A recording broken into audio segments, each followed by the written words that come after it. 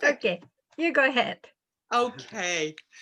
So, first of all, what I want to tell you is I'm going to show you a bunch of stuff today.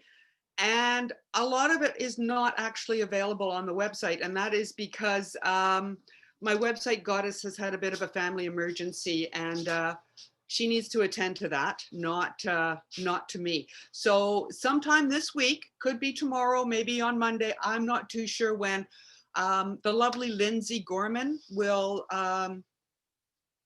update my website. She's had a bit of a family emergency, and it's been a hard couple of days for her and her family. So this is a fiber business. This is a little chunk of my life.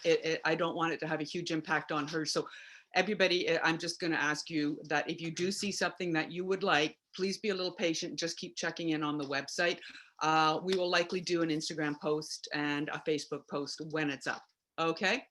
So what do I have to tell you about? Well, first of all, and most importantly, hi. It's wonderful to see everybody. We've got Elizabeth up there. I can see Jennifer and Yvonne. So far, that's all I can see. Donna's there, but no Donna right now. Anyway, okay, so welcome to my home. This is my little living room. And yes, this is my color wall. Behind me, I have a line which is called Homestead. And that's something that we have produced in conjunction with Custom Woolen Mills in Alberta. I really love woolen spun yarns, and they do an absolutely great job. They are, just to give you a little segue. Hi, Karen. I'm just seeing the notes. Custom Woolen Mills is, as far as I know, I could be wrong, the only woolen spinning mill we have available in Canada. Almost all commercial spinning mills are worsted mills, and therefore most of the product that we can get available to us in yarn stores is worsted. However, Custom Woolen Mills is just outside of Carstairs, Alberta. They do a phenomenal job with my fiber. And one of the reasons that they do such a good job is because my fiber is not hugely long. You know, my staple lengths are about that long. And Custom Woolen Mills uses an antique mule spinner. I fear for the day it breaks down and they can't get parts, but right now they're still rolling. They use an antique mule spinner. And so the twist goes in while the yarn is under attenuation, and no pressure put on it, which is what a worsted mill will do. It puts the twist in differently. Worsted has great value. It produces a harder, smoother twist. Woolen yarn is more buoyant, it's fluffier, it's air trapped. So you get a lot more warmth with a lighter weight sweater. Anyway, where was I? Okay, so that's my Homestead line is produced by Custom Woolen Mills, and they obtain the wool for me, and they get it from Southern Alberta, and it is based in Rambouillet, which is a shorter, fine wool derived out of the Merino family. I think it was King Louis the Sin God back then. So way a long time ago. So this breed has had a long time to come along breed, and it's an absolute beautiful, beautiful breed. If I didn't have CVMs, I would be probably having Rambouillets and Targis. Having talked about CVMs, oh, we didn't bring the sheep up. Yeah, we're having a big sheep fight right now. You want to go get them? Okay.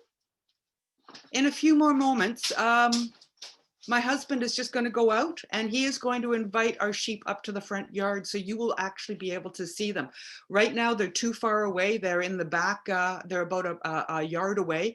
So I don't think you'll pick them up on computer, but we talked about this last night, and he is going to run down there right now and coax them up into the front yard. He's going to bribe them with some grain, and they'll bring them up. I'll move the computer over, and it won't be as perfect as it could be, but at least you'll be able to see the flock.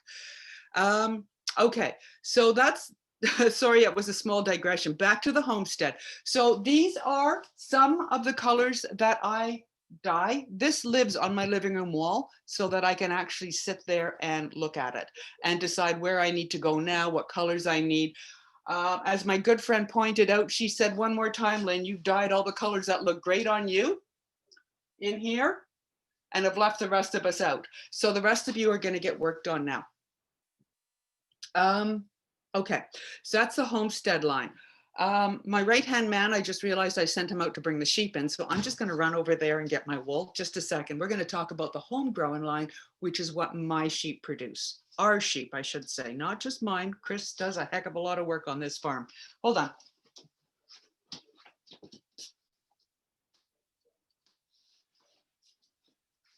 Here we go. Ipso changeo. I'm back. So these are 3 of the 4 colors that my sheep make. There we go. This one is caramel, and that is actually, oh, it picks it up really nicely. That is actually the color of those sheep. They are buff and caramel. And so when the fiber all gets blended at the mill, they are the very soft, warm brown. Let me see if I can get it closer to you without blinding you. How's that? Is that good? It's a beautiful brown. It looks absolutely great on brunettes and redheads. Sucks on me. Okay, there's one. This is my milk chocolate. That's what we call this mid color. A lot of places call it brown or mud. And what it is it's the leftovers from all of the mill runs. When I say that, it's not leftovers. It's when I send stuff to the mill, I have to accommodate a certain weight. So they need to have a minimum amount to run the machines. If they don't have that amount, they can't do the run. So we have created one more color, and that's the color that all the leftover fleeces go in. So if I've got 3 brown fleeces, that's not enough to do a run. It gets thrown into this pile, as well as the random whites, the random caramels. It's just whatever is there. And this is actually the color that I over dye to bring you the dyed colors of Homegrown. And it's called Homegrown because we grow it at home. No surprise there, right? All right, whoopsies. Oh no, there we go. Okay, and here is the vanilla.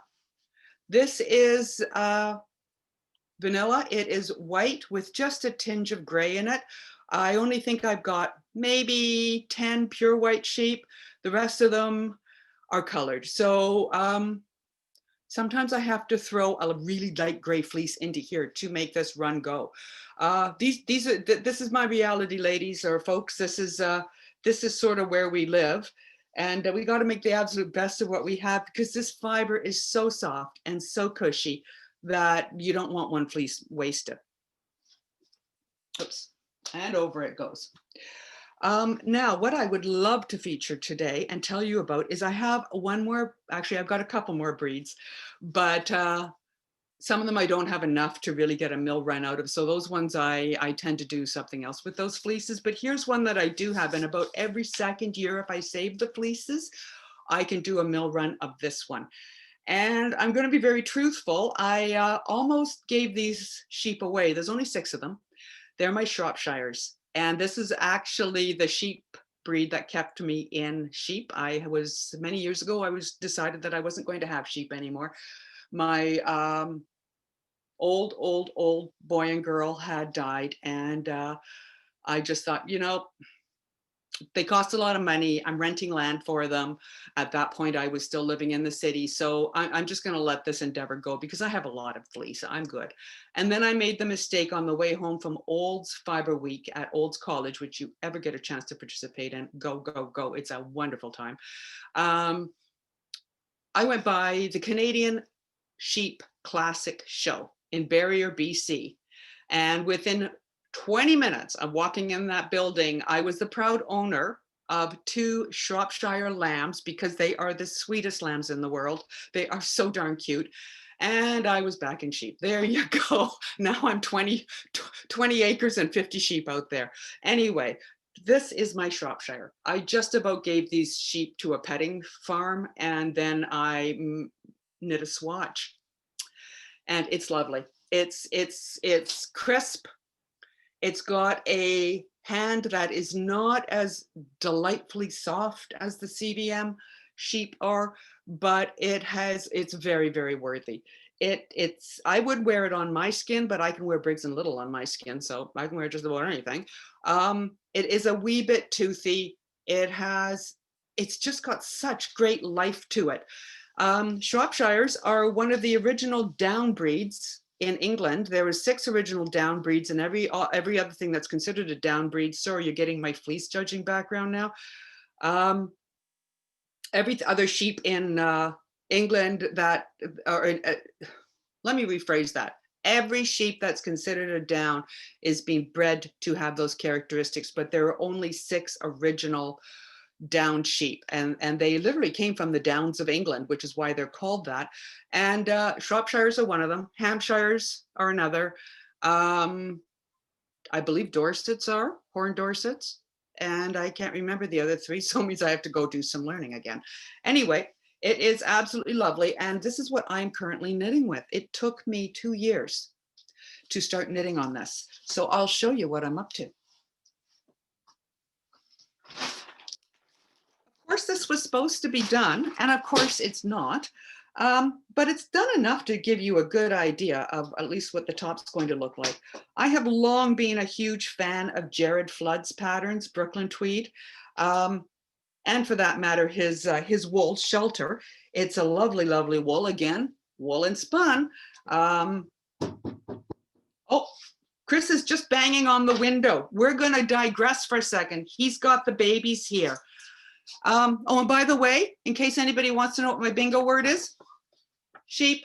Okay, hit it on your cat things, everybody. It's sheep. So here we go. Just a sec. I'm not taking you outside. I am taking you. Come on, where has he got me hooked? Oh, sorry guys. I just have to unplug my computer. There they are. Can you see them? Chris has got grain. He's bribed them. There they are. Whoopsies, let's try that. There we are. I don't know if you can see just over there to the corner. She just jumped in that box. That's usually my...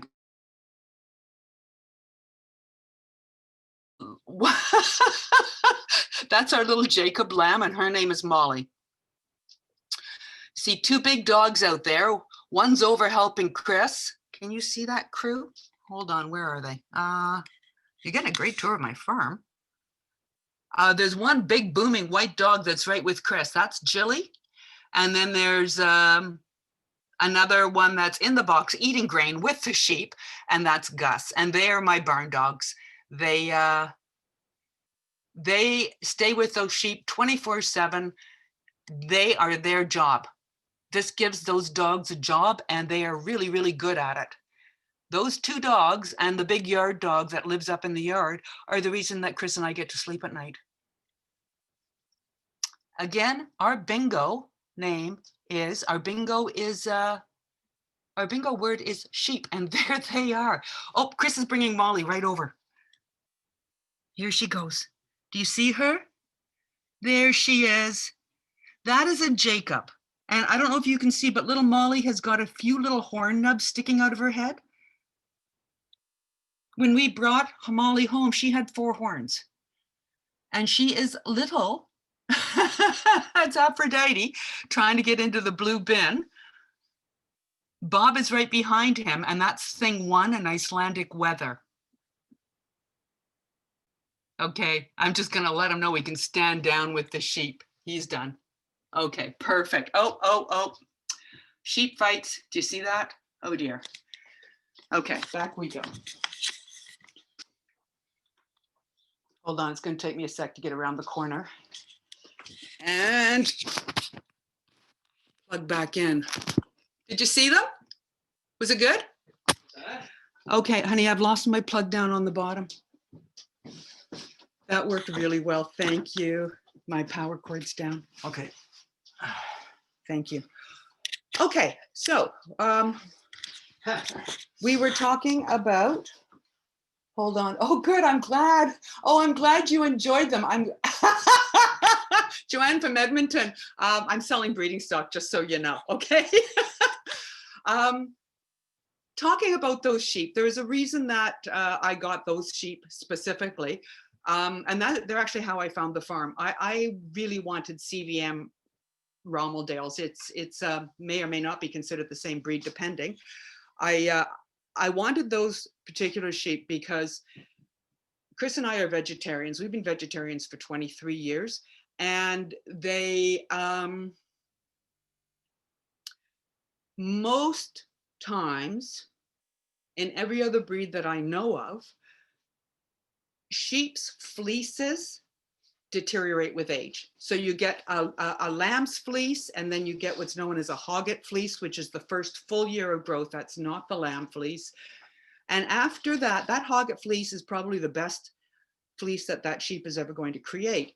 After that, normally in other farms or in other breeds, those sheep, their fleeces start to deteriorate with age. And so by the time they get to 6, 7, and 8 years old, their fleeces kind of suck. You know, it's the odd one that keeps good characteristics, but really they're not something that is going to produce a really lovely fiber. This sheep doesn't. These sheep actually get better with age. And I once had, I don't know if you heard me say, oh, look, there's Aphrodite and she's got her nose in the thing. That sheep is 11 years old. And the last time her fleece was judged, not by me, it was down at the Lower Mainland Sheep Producers. But the last time that sheep was judged, her fleece was probably 8 years old. And the judge wrote a note across the bottom of her a judging sheet, and it actually said, this is a lovely fleece, and I'd like to see it when the sheep grows up. Well, the sheep was really old already in sheep years. Our sheep are not sent away. We don't send them to abattoirs. They do not ever get butchered for meat. And as a result, we get to see them as a very old animal. And we have had them die at 16. And they produce decent fleeces right up until they are 15. And we don't shear sheep that have died because the wool isn't very nice, actually. It kind of goes yucky right after they die. So just a little bit of information if you wanted to know. That's my reality, folks. Okay, now, so everybody again, remember your bingo word is, thank you. So let's go back. This is the Cobblestone cardigan by Jared Flood. And there it is.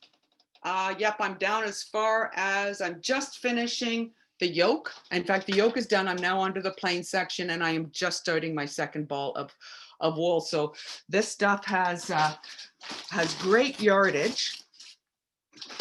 And again, as I said, it's got a beautiful hand. It's a wee bit crisp, but it drapes wonderfully. I have knit it. Yes, I do gauge swatches. I'm one of those. I also warp looms with happiness. So I've gauged it for you. Here are the, let's see, 1, 2, 3, 4. Can you see this? That's got 4 little holes up in the corner. It tells me that this was done on a 4 millimeter and this was a 4.5. And my 4 millimeter came out at 20.5 stitches to 4 inches, or 5.25 stitches to an inch. And if you were doing your own designing, you got to know about that 0.25 because they accumulate and screw up your gauge. This one is a 4.5, and it is a straight up 20 stitches to 4 inches. Okay, so that one's done. I can hook that one at you so I keep it away from here. This, I opened it up, and this one was done on A5. There's a 5 millimeter, and it's much more loose. If I was going to do a cardigan called Uniform by the lady who writes Matter, Carrie Bostic Hogue, I would be using this one because it's something that it's not a structured cardigan. I don't need it to hold twist and cables. I want it to drape. I'd be right here. And that is working out at 17. My 5 millimeter is 17.5. So again, woolen spun, airy, so warm. I have to take these sweaters off in out in the barn. Yes, I wear it in the barn. That's where it came from. So here is our Homegrown. This is the milk chocolate undyed. And gauging this one out, and again, your gauge is going to change when you pick up your own needles, and my gauge will change if I'm annoyed. So I'm pretty darn careful about gauging. 19 stitches to 4 inches on a 5 millimeter. On a 20 millimeter, on a 4 millimeter, it is 20 stitches. So 5 stitches to the inch, okay? Again, beautiful. Open it up a little bit more for more drape, close it down a little bit, smaller needle size if you want to do things that need a little bit more structure. Needle size will give you strength in your fiber. One more, here we go. Whoop. And last but not least, this is the Homestead. This is one of those color samples, which is not on the wall, which tells me that this one is still in development. This one's coming. But Homestead works out 5.5 is about, actually I got the same, 5 and 5.5, I got 18, a solid 18 stitches to 4 inches. And this is a lovely, lovely wool to knit with, which is going to segue me into the next thing. So here we go. I think if I do this again, I might drop the whole thing so I can sit down, because I'm seeing that I'm not able to show you easily the things that I want to. But this was one of my knitting projects, and I tend to be a process knitter, which means I don't care what it is and how long it takes me as long as I'm knitting. Right now I have, well, we can talk about resolutions. Maybe not. This is Andrea Mowry's throwback. And I started this last year after, oh, that lovely Rachel. Rachel assured me that this was a quick knit. Yeah, I've been on it for a year back and forth, but here you go. So I haven't finished it yet. Again, this still needs its bands put in place, its side bands, it's up and down. But a beautiful, beautiful, beautiful sweater. And what I discovered was that this Fair Isle, each color took less than 25 grams. That became problematic for me, because when it became 25 grams and that's all I was using out of 113 gram skein, I all of a sudden went, I'm totally wasting people's money and I don't want them to do that. So what we have decided to do, thank you, Amy. What we have decided to do is to break down our Homestead into 28 gram skeins. So we sell it at 113 grams for the big skeins. But we are going to start putting it together in, wait a minute, how many projects on your needles, Lynn? I'll tell you what my New Year's intention is. I've only made one resolution. I'll get back to that in a second. I want to finish both these. So what we're going to do is on my website, when Lindsay has a moment to do it, and again, I'm not pushing this one, you will be able to buy 2 skeins, 3 skeins, 4 skeins, 5 skeins of minis, and these are minis. There is, oh shoot, I did the math and I can't remember. Chris, can you crack down 375? Sorry, I got it. There's at least 75 meters in each one of these 28 gram skeins. Is actually slightly more. And that way you can get your yoke in for a much more reasonable cost. I want people to use this wool. It's fabulous wool. It's so warm and lovely and luscious to knit, but I seriously don't want people having to put out a big chunk of change when you don't have to. I'd rather you knit 2 sweaters than one and have a lot of leftovers. So be watching for that on the website. How it will work is that you will just simply click on the either 2 or 3 or 4 or 5 and skeins. The website will charge you for that amount of money. And then you can email me and tell me which colors you want. As soon as I get those emails, I put you on the list and I start dyeing. Okay, so that's that for this. Oh, by the way, I do have a lot of browns in this line, but they didn't fit well up on the wall. They just didn't work in there. So they're in a basket and I will figure out how to get them up on the wall maybe next week. Thanks. Thank you. Okay. The other thing that I have been doing lately is I was a very happy recipient, or I had the opportunity to purchase a large bag of alpaca merino. black alpaca merino. I think I bought 4 pounds of it. So I have been very happily making up bats. I have a huge amount of sari silk and alpaca silk in my own personal stash. And I fully understand that I am never going to use that, but you can. And so I have been making bats and they spin up beautifully. They are just simply magical. They are so much spinning fun. They're 50 grams. They're not huge, but they are certainly a blast.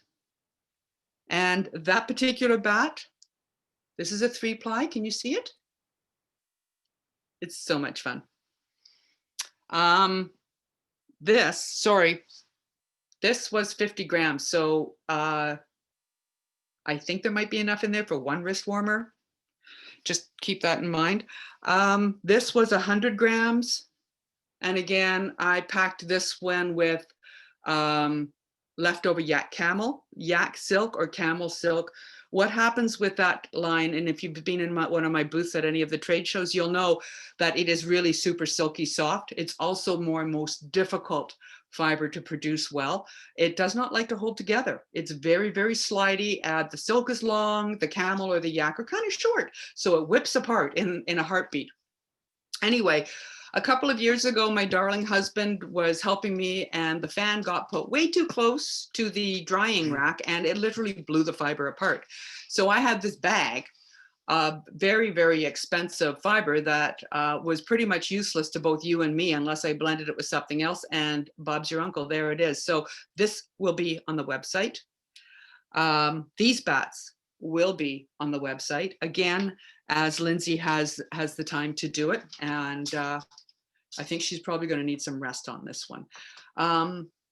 Here's another one, and this was the one that we had the most trouble showing earlier. It's a teal black, and it has got yak and silk blended into it. There's 9 of these. And then this one is another one, and I'm always amazed when you're making bats, the textures of the different breeds of sheep really affect the bat. And this one I'm about to show you is full and bouncy. It's got a lot of pushback. So this one would be a great wool and spin.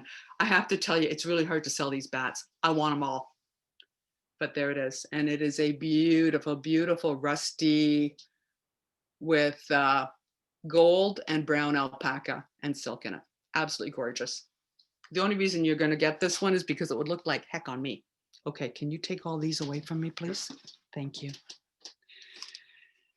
Okay.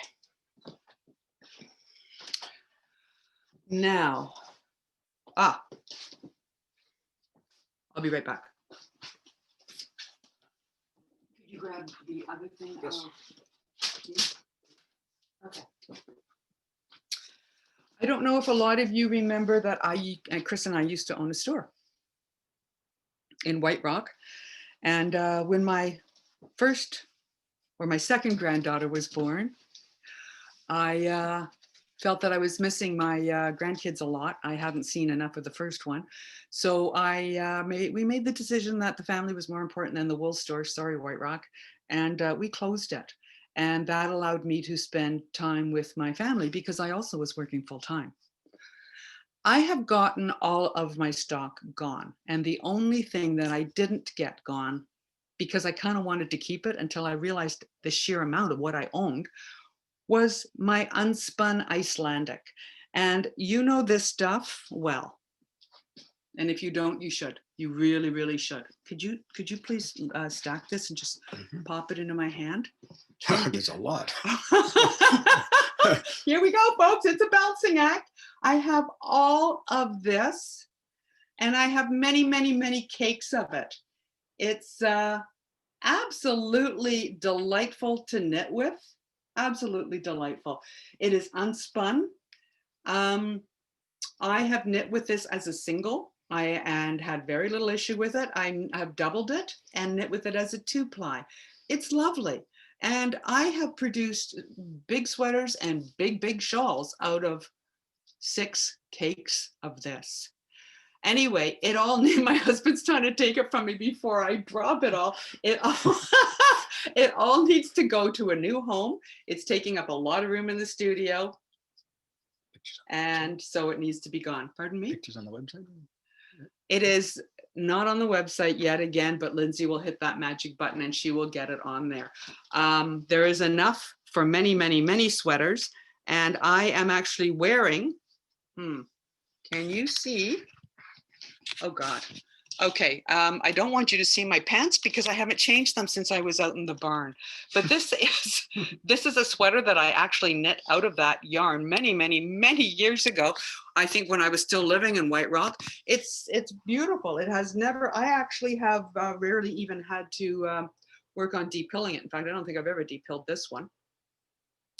This pattern is one of the free ones by Tin Can Knits. And I keep wanting to say it's flax, but it's not. Flax is a cardigan. A pullover. Barley's the hat. I'm sorry, I can't remember, but if you go on to Harvest, thank you very much, Tara. This is Harvest. And it is a lovely, lovely sweater. It's just so easy to wear. It gets on you and it just clings there. I love it out of that yarn. Sheila to everyone, you knit my mama's sweater way back when. Oh, how nice is that? How great. Anyway, there it is. What else do I need to chat to you about? Oh, two things. I'm going to do some promoing for someone else, and then I've got one more product to show you, and then I'm going to start really paying attention to that. Oh, you're that lady, love browsing in your shop, a lifelong inspiration. Thank you. You guys are determined to make me cry. Could I have that book, please? Thank you. And thank you. Okay. I went on a book buying binge just before Christmas, which also speaks to my New Year's resolution. And this was one of the books I bought.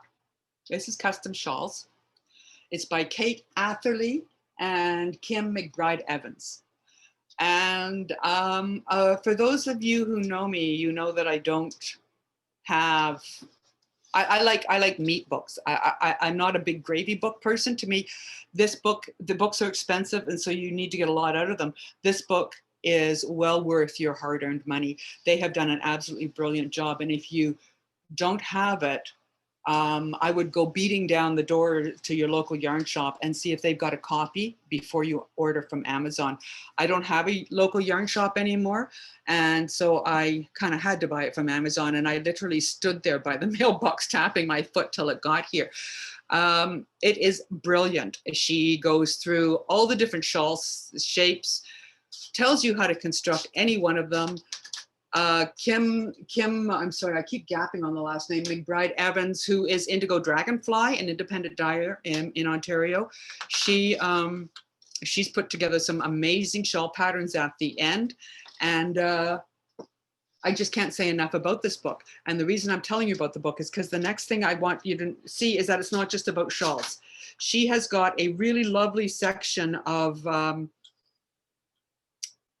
suggestions for knitting patterns, stitch patterns that will do what you want them to.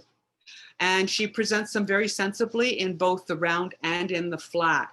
And because of that, last night I went, I have to cast this on. I'm trying to make a hat for my darling neighbor. And so I just needed a quick stitch pattern that was going to lie flat. And I remember going, oh my God, Kate Atherley had a mistaken rib in her book. And so there it is.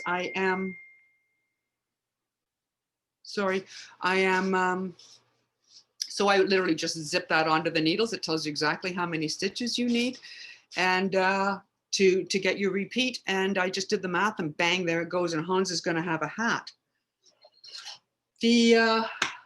What was the other thing I wanted to tell you about this book? No, I think I got them both. It's the directions for any shawl shape that you ever want to do, and then it gives you some stitch suggestions as well. It is a brilliant book, and it empowers you as the knitter. And I love authors that empower you because all due respect to all the designers out there, God, I love you all because you make my life a lot easier. But we need to sometimes just think for ourselves a little bit. Speaking of Kate Atherley, she and I actually had notes in there. You're sitting on them. Sorry. She and Kim Worker, I believe, have put together an online Canadian Fibre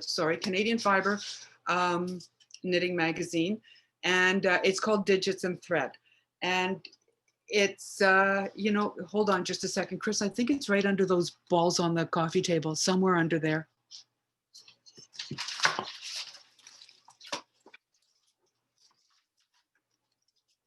Oh, great, yep, I've lost my talking points. That's all right, we'll just talk. It is open for subscriptions now. I think the first editions come out. There's 2 or 3, you'll get like 1 a week or 1 every 2 weeks, little updates, little articles, some, there's been some stitching patterns, very aptly COVID. Could you make that go away?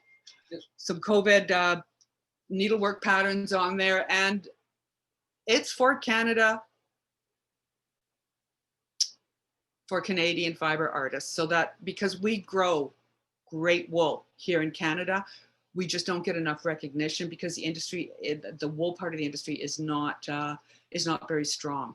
Anna Hunter, who they actually have already done an article on, has been featured in it, and she is doing a lot of work around why our Canadian wool industry is not as strong as it is, because it should be. It could potentially has the ability to put us on the world market. And there's a lot of reasons that's not happening, none of which we're going to go in here because I don't want to get in trouble. Okay. Back to Kate Atherley. She also just did, I mean, this lady is just, I've known about her out there for a long, long time, but I've not really paid a lot of attention. She also, if you go to digitsandthread.ca website, she has got a top-down hat book. It's an ebook, and they did do a knit-along on it. Sadly, I signed up for the knit-along and then never managed to make it because it's about the same time of the day that we do something else on the, on the farm by a regular chore, so I missed it. But I did get the information, and so I thought, okay, this is really cool, and I made this little cap. If you ever want to see how long my hair's gotten, it's gotten long. Okay, and there it is. This was knit from the top down, and I absolutely love it. I haven't worn it to the barn yet because I wanted to keep it tidy for this, but it's one of those hats where you can actually pull it right up and double that brim over your ears. And I would have made this brim much deeper, except I ran out of yarn because I was just mucking about. So there's that one. I can't recommend them highly enough. This is the Barley Hat, I believe, from Tin Can Knits. I'm really... Yes, you can. You can buy it from Indigo Dragonfly. You absolutely can. This is the Barley Hat, and it is knit out of color number 18. There. I just love this hat. They did such a great job with this series of free patterns because it slouches or not. Great pattern. Okay. Chris, could you hand me all of that stuff now, please? Yes. Just dump it. If you would be so kind as to just dump it there. And would you please bring me that sweater and the wool that's on it. The wool that is right on it is that one. Yep, in your hand. Perfect. I have one more fiber that I forgot to tell you about. In fact, I didn't forget. It was one of the first ones that I ever had produced, and I still have some of this left. In the Homegrown line, we have no dark chocolate left. We have very little milk chocolate. I think we're down to about 10 skeins. There is enough vanilla, and there is certainly Shropshire because it's never been featured. But there's another yarn that has also sort of been an undetected hero. People have seen it at shows, but it really hasn't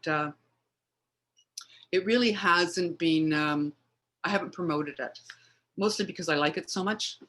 Anyway, now that I've knit a sweater and I have it, I'll show it to you. So here it is. It is Casa Embra, and it comes from a flock in South Langley, my best friend's flock, actually. And I bought her clip. I think she had collected several years worth of clips. So I took the clip and I sent it to the mill. Anyway, here it is. And it is a beautiful, beautiful, just slightly gray cast on it. And it's lovely. It's lovely. It's got a wonderful hand. It holds cables like a hot darn. It is warm. It is a woolen spun. It is light. It is airy. It is woolen spun. And you know, I heard somebody say the other day that they found that woolen spun snag quite easily. I'm sorry, I have to disagree. I have never pulled a hole in a woolen spun sweater. Anyway, so here it is, and it is a really decent price. It's only $28 a skein, and I think I knit this sweater, which I'm actually going to model for you. Are we ready? There we go. Ipso changeo.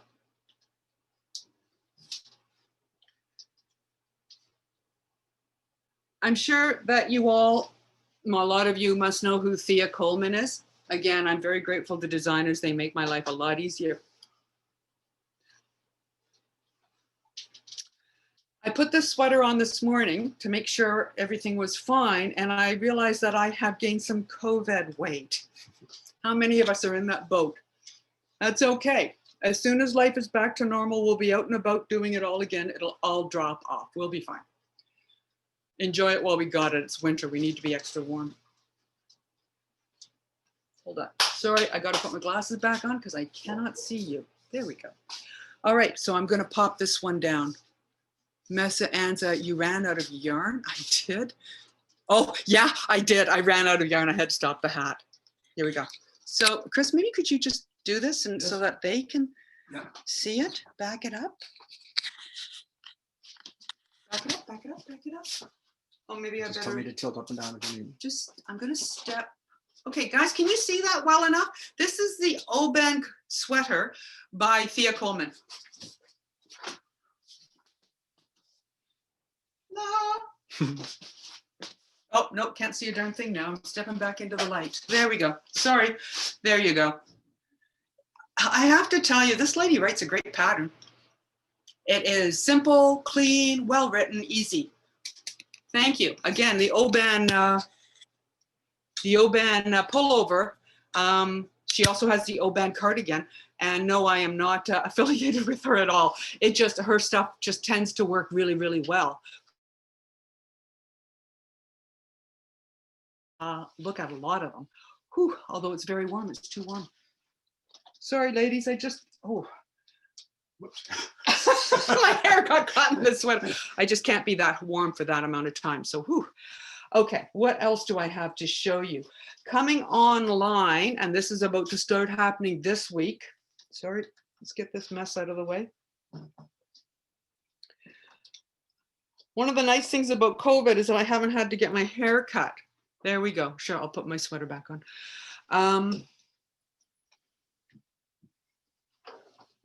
I'm about to show you the last new thing I have to show you, or the last two of the last things I have to show you, and then you can ask me questions and I will be so happy to answer them. It's kind of cool because we're getting to do this from anywhere. I don't know how far it reaches. I'm pretty sure that we can do this from anywhere in the world, and this is wonderful because you probably, I don't have the means to go to Europe, but the Europeans can come see us, and that's, with this internet, it's wonderful. Okay, so I have had for a very long time in my repertoire, and I've just sort of started poking at it again, yak silk, no, camel silk spun, and linen silk spun. There's a lot of independent dyers use these two fibers. I've had them in my stock for a while, but you get busy doing other things and you just never really get it together. So I have started dyeing them as a duo, and this is not picking up this color well, because this is actually a blue gray green. It looks quite purple on here. They will be on the website, and I hope the color is better. Let's try a few more that maybe they'll present better. Oh, this is lovely.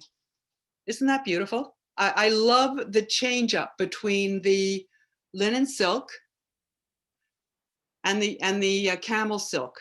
This is so luxurious, and this one seems so practical. Expense wise, this one is way more expensive than the camel silk is way more expensive than the yak silk. So to make this, when I sell them by the pair, I will take a bit off the price to make it reasonable. But I am about to break my New Year's intention and cast on something that was not supposed to be happening. I'll talk to you about that in a minute. So they will be available singly as well, but I have done some pairs. And I hope this one shows because it's such a beautiful blue. You've got the reds beside you. Could I have those? See, it's looking quite purple. It actually isn't. It's a navy. Everybody's monitors are different. Last one is that's the purple one. Oh, that really shows up well. And this is the one that, that's mine. Of course. See? Okay.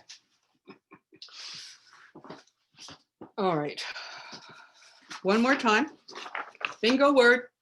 Sheep. Okay. The other thing on here that I've started to do, because I have a lot, is in the Homegrown, in the Homestead, I have started doing Variegats. And this is one of them. This is a, gosh, you can hardly see the variegation, but this is a rust and brown. There will be a lot more. They will be on the website. Again, I'm sorry about the website, but it is what it is, and we all have to work together. Okay, let's see. Oban by Thea Coleman. Yes, that is the right spelling, Oban. Lovely, I happen to wear the cardigan. Oh, I'm sorry it's pilling. It happens, you know. Let's, do we have a second? Oh, no, we really don't. Okay, I was about to talk to you about why wool pills. I will do a blog post on it. I have made up my mind that you guys will be able to go to my website at least twice a month, and there will be a blog there. We've also shot some videos. But again, we're not too sure of the right platform for those videos. They may not be able to be embedded into my website, so they may have to go onto YouTube. And again, I'm just waiting for Lindsay to work towards that. But so far we've done how do you wash a fleece. I have a lot of people talking to me about, you know, I'd love a fleece, but I live in a really small place and they're really big and they're hugely messy. And what do you do with all that? And I can't do it. So what I did was a couple of videos on how you can wash your fleece in a very, very small space. My husband and I live in a double wide trailer, and I fully understand that that's a ton more room than a lot of people have. So it can be done. It can be done. I do it in my kitchen sink. I know why. I just was lured by. That's good. I like that a lot. Okay, bring on questions. What would you like to know?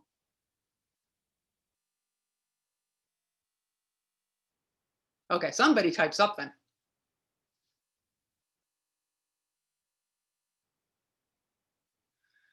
Do we get to see Chris? Go put them in. Okay, just smile with your mouth closed.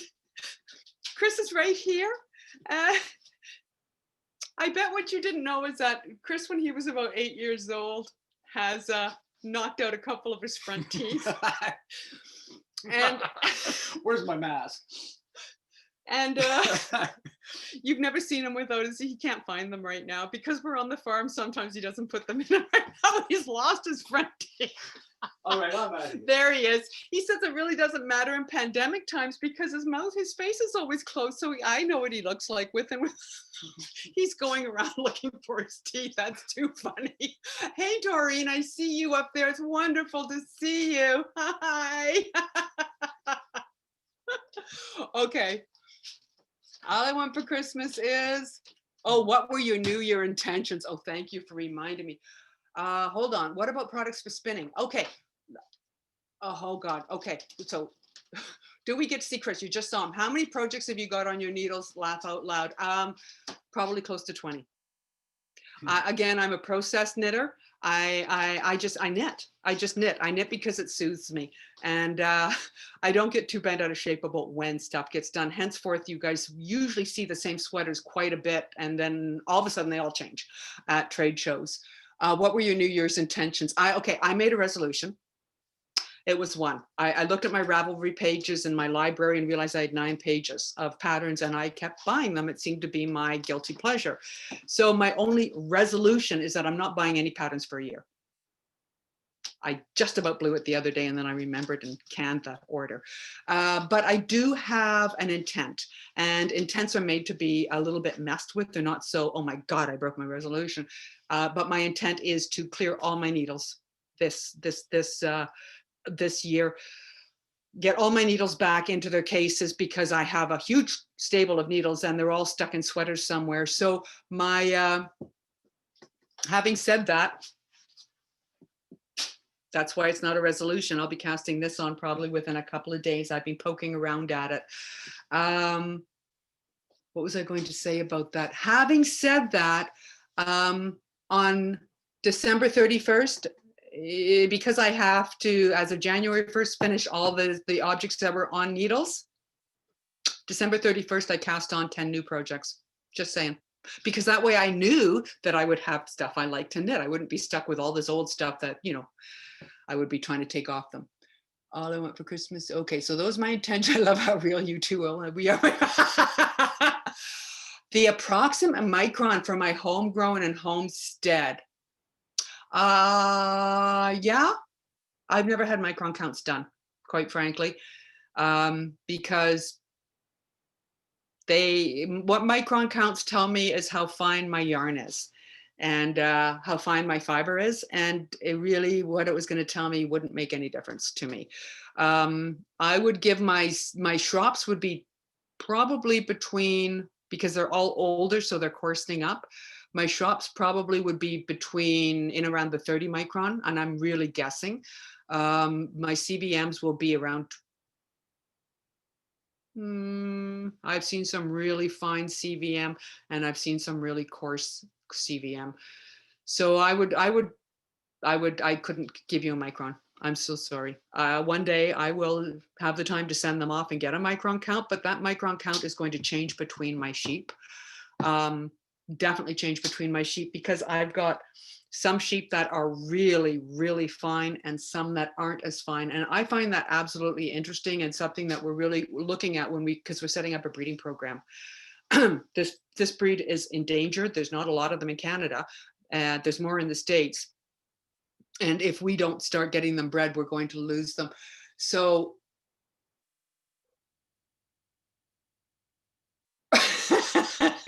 Joanne in Edmonton, I don't think they're going to let you have sheep in your backyard. I tried once. It didn't work well. White Rock was pretty pissed about it. I could send a fleece out for micron testing, but again, I would have to send every single sheep fleece. And that is really, really expensive. In the future, would you do tours of your sheep farm? Absolutely. As soon as COVID restrictions are off, you're more than welcome to come to the farm. We just need a bit of warning because we do have 3 large guardians. And when we talk about guardians, I'm talking about 3 massive dogs. You saw 2 of them. Yay, you're always welcome. Because we have those 3 big guardians, we always keep the gate locked. We have Great Pyrenees, and that particular breed ever loves to expand their territory. So if she managed to wiggle out that gate, we may never find her again. And I just couldn't have that happen to one of my animals. I need to know where they are. They're like my kids. So the gate is always locked. We also are starting to be very, very fussy about biosecurity on the farm, simply because we used to have a loan out a ram program, which we've now had to stop because one of our rams came back with a really horrible parasite. And because of that, my flock became infested and I lost 3 old girls, which was a little annoying and upsetting to me because it wasn't due to age, it was due to a parasite, and that parasite's called barber pole. We always, we work really hard to keep our, oh, show us your peers. Oh, I will, if you go on my website, you will see one of them. That sadly, that particular one that's well featured on my website was our first Pyrenees, and she came with the farm. Her name was Hannah, and she just left us this summer at 12 years old. So, which is very sad, but she had a wonderful, wonderful life, and I will never regret having her. We have one right now called Freya, and she's still learning her ropes. She's still at the bark a lot stage, but I'm very grateful for her because I heard her out there the other night barking and barking and barking, and I thought, that's really odd. I wonder what she's on about. And then all of a sudden the barking stopped. And the next morning my husband went out and there was big bear tracks, and they'd come right up to our gate. And so they had been right in the sort of the foyer of the farm. We'd had a bear out there, and that's what she's there for, is to keep, to tell that bear that if it comes over the fence, it's probably a bad idea. She's there waiting for it on the other side. And the bear would do better to go somewhere else where they can find food without so much trouble. The dogs we have down in the with the sheep right now, one is, believe it or not, purebred Rottweiler. I lie to you, he's a purebred Marama, and that's my Gus. And then the other one is a Rottweiler Marama cross. And what a lot of people don't realize is that Rottweilers originally were shepherding dogs, and they still have those genetics, and she's fabulous. She tries to herd my sheep, and she's never been trained to do it, so she doesn't quite have the idea, but she sure puts a good effort in. Okay, who else any more? Let's see. Oh, thank you. I do care deeply about my animals. They are the reason I'm on the farm, because I could buy a lot of fleece for far less than what the sheep cost to feed. And I'm just doing our taxes now, so we're a little bit worried about what that's going to look like. Anybody else? We had a riding, just loved her. They're wonderful dogs. They're wonderful dogs. I really adore them. Jilly she was the big white one out there, so obviously she has taken the Marama coloring, but she's a great dog. Anyway, I have to remind you yet one more time. Hit your bingo cards, ladies, because I don't want to feel guilty.